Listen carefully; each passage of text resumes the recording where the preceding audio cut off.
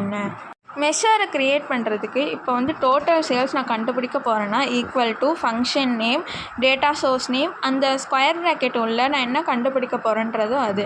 காலம்ஸை வந்து இப்போ நான் கண்டுபிடிக்கணும்னா calculated columns, profit margin equal to சேல்ஸுன்றது நம்ம டேட்டாவோட நேம், என்ன கண்டுபிடிக்க போகிறோம் ப்ராஃபிட், ஸோ டிவைடட் பை நம்மளோட டேட்டா நேம் இன்ட்டு அந்த ஸ்கொயர் ப்ராக்கெட்டில் ரெவன்யூ.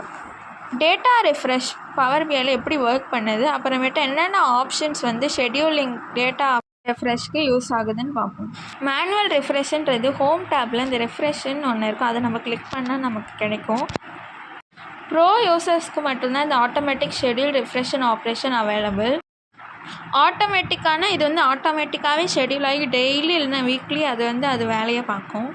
13th கொஸ்டின், பவர் பிஐ ரிப்போர்ட்ஸ் வந்து பவர் பிஐ சர்வீஸில் எப்படி பப்ளிஷ் பண்ணுறதுன்னு பார்ப்போம். பவர் பிஐ டெஸ்க்டாப்பில் நீங்கள் விஷுவல்ஸ் எல்லாம் க்ரியேட் பண்ணிவிட்டு கிளிக் பப்ளிஷ்னு ஒரு ஆப்ஷன் பார்க்கலாம்.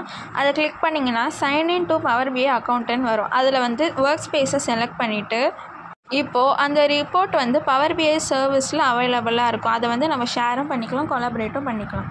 14th